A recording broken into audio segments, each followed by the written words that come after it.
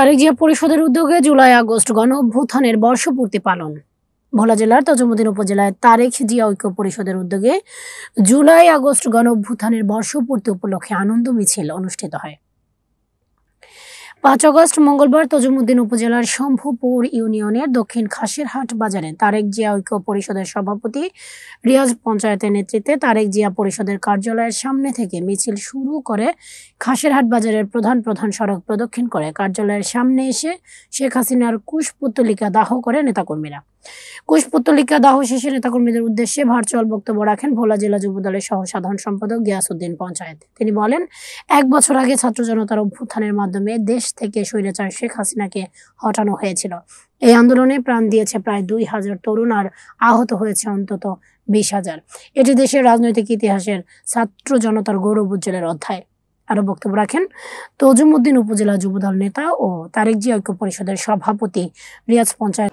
আজকে বর্ষপূর্তি স্বৈরাচার পতনের ১ বছর পূর্তি অনুসারে মিছিল পরবর্তীতে আজকের এই কথা।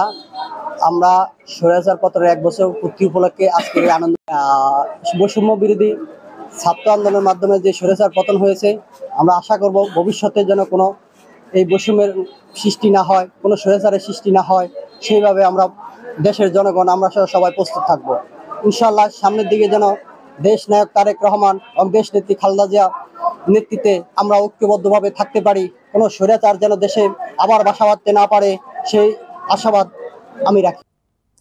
এ সময় আরো উপস্থিত ছিলেন বিএনপির নেতা খলিলুর রহমান পাটোয়ারি, আব্দুল খালেক, রুহুল আমিন, নজরুল ইসলাম, সিরাজ ওজুদ, শম্ভুপুর ইউনিয়ন যুবদল নেতা শাহাবুদ্দিন, আমজাদ হোসেন, জাকির হোসেন, খলিলুর রহমান, উপজেলা ছাত্রদল নেতা জিকো পঞ্চায়েত, উপজেলা ছাত্রদল সদস্য মফিজুর রহমান, শম্ভুপুর ইউনিয়ন সভাপতি জুয়েল পঞ্চায়েত, শম্ভুপুর ইউনিয়ন ছাত্রদলের সহ সভাপতি সোহেল সহ অন্যান্য সংগঠনের নেতৃবৃন্দ।